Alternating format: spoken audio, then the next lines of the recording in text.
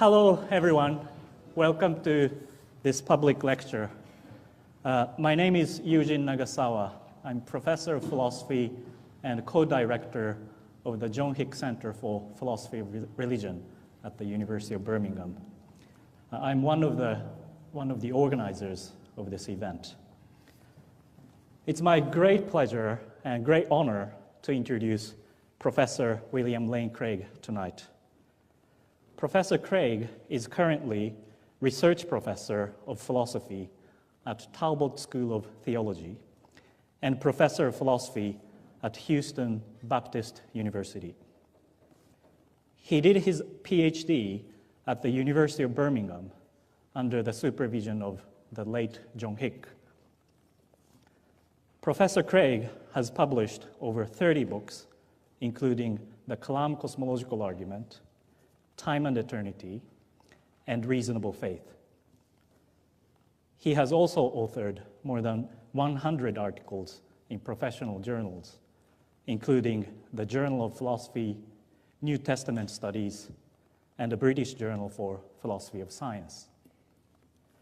Professor Craig is now recognized as one of the most influential philosophers of religion.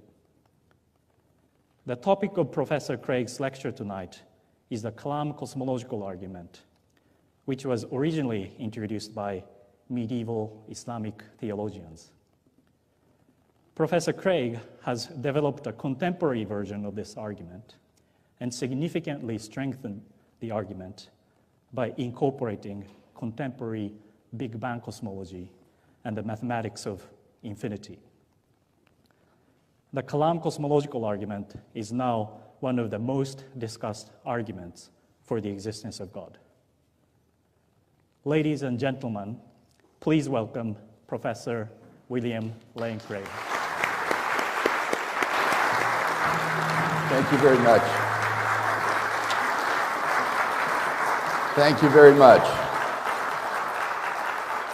I have so enjoyed delivering the Cadbury lectures this week at the University of Birmingham, and was delighted that Professor Nagasawa invited me to give this public lecture on the Kalām cosmological argument as well. And I'm looking forward to a stimulating evening together. As a boy, I wondered at the existence of the universe. I wondered where it came from. Did it have a beginning? Has it always existed? I remember lying in bed at night trying to think of a beginningless universe. Every event would be preceded by another event, back and back into the past, with no stopping point, or more accurately, no starting point. An infinite past with no beginning. My mind reeled at the prospect. It just seemed to me inconceivable. There must have been a beginning at some point, I thought, in order for everything to get started. Ancient Greek philosophers believed that matter was necessary and uncreated, and therefore eternal. God may be responsible for introducing order into the cosmos, but he did not create the universe itself. This Greek view was in contrast to even more ancient Jewish thinking about the subject. Hebrew writers held that the universe has not always existed, but was created by God at some point in the past. As the first verse of the Hebrew Holy Scriptures states, "In the beginning, God created the heavens and the earth." Genesis 1:1. Eventually, these two competing traditions began to interact. There arose within Western philosophy an ongoing debate that lasted for well over 1,000 years about whether or not the universe had a beginning. This debate played itself out among Jews and Muslims, as well as Christians, both Catholic and Protestant. It finally sputtered to something of an inconclusive end in the thought of the great 18th century German philosopher Immanuel Kant. He held, ironically, that there are rationally compelling arguments on both sides thereby exposing the bankruptcy of reason itself. I first became aware of this debate only after graduating from university. Wanting to come to terms with this question, I decided upon the completion of my master's degree work in philosophy to find someone who would be willing to supervise a doctoral thesis on this question. I was able to explore the historical roots of the argument, as well as deepen and advance the analysis of the argument. I also discovered quite amazing connections to contemporary astronomy and astrophysics.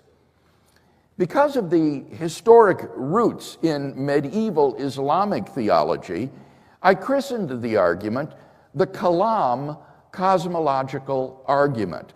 Kalām is the Arabic word for medieval theology. Today, this argument, largely forgotten since the time of Kant, is once again back at center stage. The Cambridge Companion to Atheism in 2007 reports, a count of the articles in the philosophy journals shows that more articles have been published about the Kalām argument than have been published about any other contemporary formulation of an argument for God's existence. Theists and atheists alike cannot leave the Kalām argument alone. What is the argument that has stirred such interest? Well, let's allow one of the greatest medieval protagonists in this debate to speak for himself. Al-Ghazali was a 12th century Muslim theologian from Persia, or modern-day Iran. He was concerned that Muslim philosophers of his day were being influenced by ancient Greek philosophy to deny God's creation of the universe. After thoroughly studying the writings of these philosophers, Ghazali wrote a withering critique of their views entitled The Incoherence of the Philosophers. In this fascinating book, he argues that the idea of a beginningless universe is absurd. The universe must have had a beginning, and since nothing begins to exist without a cause, there must be a transcendent creator of the universe. Ghazali formulates his argument very simply. I quote, "Every being which begins has a cause for its beginning. Now the world is a being which begins, therefore it possesses a cause for its beginning." Ghazali's reasoning involves three simple steps. Premise one, whatever begins to exist has a cause of its beginning. Premise two, the universe began to exist, from which it follows three, therefore the universe has a cause of its beginning. Let's look at each premise of this argument. Notice that Ghazali does not need a premise so strong as one in order for his argument to succeed. The first premise can be stated more modestly as 1 prime. If the universe began to exist, then the universe has a cause of its beginning. As Christopher Isham, Britain's premier quantum cosmologist, cautions, care is needed when using the word creation in a physical context. One familiar example is the creation of elementary particles in an accelerator. However, what occurs in this situation is the conversion of one type of matter into another, with the total amount of energy being preserved in the process. Thus, this alleged exception to 1 is not an exception to 1 prime. Let me give 3 reasons in support of premise 1 prime. First, something cannot come from nothing. To claim that something can come into being from nothing is worse than magic. When a magician pulls a rabbit out of a hat, at least you've got the magician, not to mention the hat. But if you deny premise 1 prime, you've got to think that the whole universe just appeared at some point in the past for no reason whatsoever. But nobody sincerely believes that things, say a horse or an Eskimo village, can just pop into being without a cause. Second, if something can come into being from nothing, then it becomes inexplicable why just anything and everything doesn't come into being from nothing. Think about it. Why don't bicycles and Beethoven and root beer come into being out of nothing? Why is it only universes that can come into being from nothing? What makes nothingness so discriminatory? There can't be anything about nothingness that favors universes, for nothingness doesn't have any properties, nor can anything constrain nothingness, since there isn't anything to be constrained. Thirdly, common experience and scientific evidence confirm the truth of premise 1 prime. The science of cosmogony is based on the assumption that there are causal conditions for the origin of the universe. So it's hard to understand how anyone committed to modern science could deny that 1 prime is more plausibly true than false. So I think that the first premise of the Kalām cosmological argument is surely true. The more controversial premise in the argument is premise 2, that the universe began to exist. This is by no means obvious. So let's examine both philosophical arguments and scientific evidence in support of premise 2. First, the philosophical arguments. Ghazali argued that if the universe never began to exist, then there has been an infinite number of past events prior to today. But, he argued, an infinite number of things cannot exist. Ghazali recognized that a potentially infinite number of things could exist, but he denied that an actually infinite number of things could exist. When we say that something is potentially infinite, infinity serves merely as an ideal limit which is never reached. For example, you could divide any finite distance in half, then into fourths, then into eighths, then into sixteenths, and so on to infinity. The number of divisions is potentially infinite, in the sense that you could go on dividing endlessly. But you would never arrive at an infinity-f division. You would never have an actually infinite number of parts or divisions. Now, Ghazali has no problem with the existence of a merely potential infinite, for these are just ideal limits. But he argued that if an actually infinite number of things could exist, then various absurdities would result. If we're to avoid these absurdities, then we must deny that an actually infinite number of things exist. That implies that the number of past events cannot be actually infinite. Therefore, the universe cannot be beginningless. Rather, the universe began to exist. So I think that Ghazali's first argument is a good one. It shows that the number of past events must be finite. Therefore, the universe must have had a beginning. We can summarize Ghazali's argument as follows. Premise 1, an actual infinite cannot exist. 2, an infinite temporal regress of events is an actual infinite. 3, therefore, an infinite temporal regress of events cannot exist. In addition to this argument, Ghazali has a second, independent argument for the beginning of the universe. The series of past events, Ghazali observes, has been formed by adding one event after another. The series of past events is like a sequence of dominoes, falling one after another until the last domino, today, is reached. But, he argues, no series which is formed by adding one member after another can be actually infinite, for you cannot pass through an infinite number of elements one at a time. This is easy to see in the case of trying to count to infinity. No matter how high you count, there is always an infinity of numbers left to count. But if you can't count to infinity, How could you count down from infinity? This would be like someone's claiming to have counted down all the negative numbers ending at 0. -3, -2, -1, 0. This seems crazy.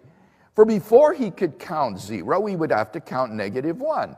And before he could count -1, he would have to count -2. Before he could count -2, he would have to count -3, and so on, back to infinity. Before any number could be counted, an infinity of numbers would have to have been counted first. You just get driven back and back into the past so that no number could ever be counted. But then the final domino could never fall if an infinite number of dominoes had to fall first. So today could never be reached. But obviously, here we are.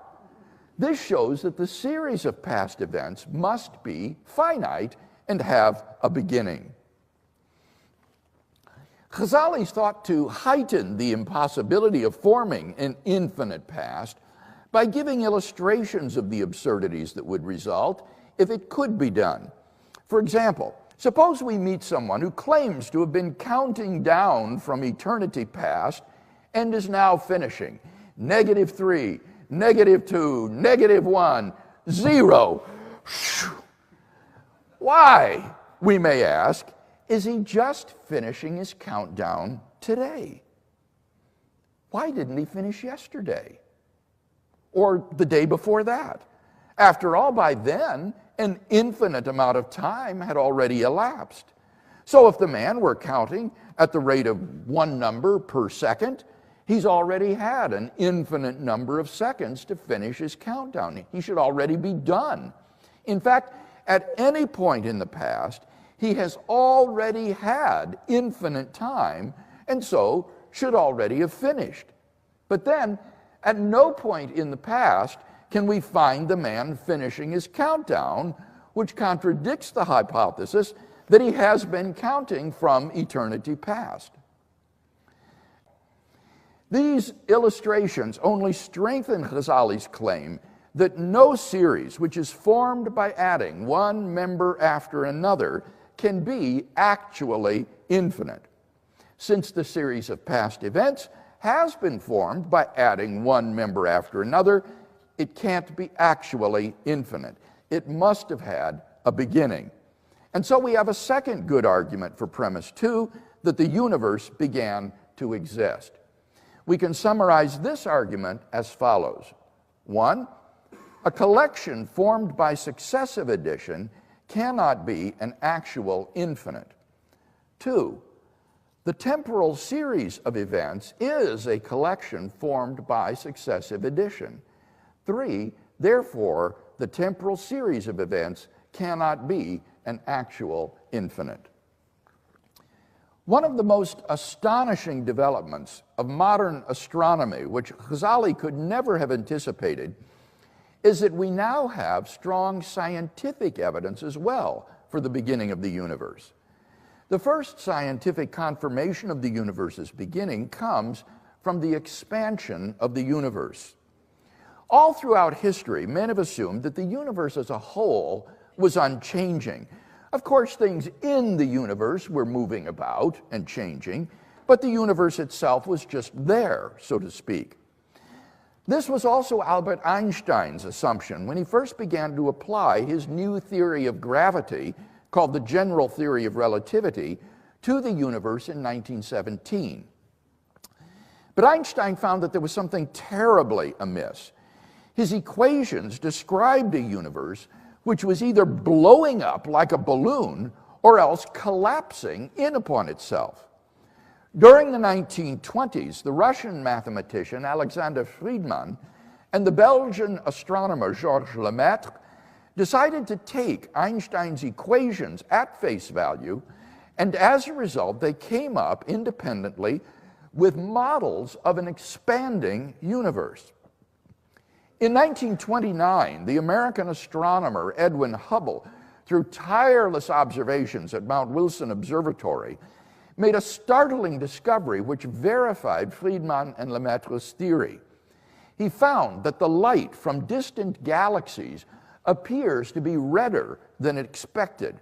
This red shift in the light was most plausibly due to the stretching of the light waves as the galaxies are moving away from us. Wherever Hubble trained his telescope in the night sky, he observed this same red shift in the light from the galaxies. It appeared that we are at the center of a cosmic explosion, and all the other galaxies are flying away from us at fantastic speeds. Now, according to the Friedmann-Lemaitre model, we're not really at the center of the universe. Rather, an observer in any galaxy will look out and see the other galaxies receding from him. This is because, according to the theory, it is really space itself which is expanding. The galaxies are actually at rest in space, but they recede from one another as space itself expands. The Friedmann-Lemaitre model eventually came to be known as the Big Bang theory. The standard Big Bang model thus predicts an absolute beginning to the universe. If this model is correct, then we have amazing scientific confirmation of the second premise of the Kalām cosmological argument. As if this weren't enough, there's actually a second scientific confirmation of the beginning of the universe, this one from the second law of thermodynamics. According to the second law, unless energy is being fed into a system, the system will become increasingly disorderly. Now, already in the 19th century, scientists realized that the second law implied a grim prediction for the future of the universe. Given enough time, all the energy in the universe will spread itself out evenly throughout the universe. The universe will become a featureless soup in which no life is possible. Once the universe reaches such a state, no significant further change is possible. It is a state of equilibrium. Scientists called this the heat death of the universe. But this unwelcome prediction raised a further puzzle. If given enough time, the universe will inevitably stagnate in a state of heat death, then why, if it has existed forever, is it not now in a state of heat death? If in a finite amount of time the universe will reach equilibrium, then given infinite past time, it should by now already be in a state of equilibrium. But it's not. We're in a state of disequilibrium, where energy is still available to be used, and the universe has an orderly structure. So, once again, the scientific evidence confirms the truth of the second premise of Ghazali's cosmological argument. On the basis, therefore, of both philosophical and scientific evidence, we have good grounds for believing that the universe began to exist. It therefore follows logically that the universe has a cause of its beginning. What properties must this cause of the universe possess? This cause must itself be uncaused, because we've seen that an infinite series of causes is impossible. It is therefore the uncaused first cause. It must transcend space and time, since it created space and time. Therefore, it must be immaterial and non-physical. It must be unimaginably powerful, since it created all matter and energy. Finally, Ghazali argued that this uncaused first cause must also be a personal being.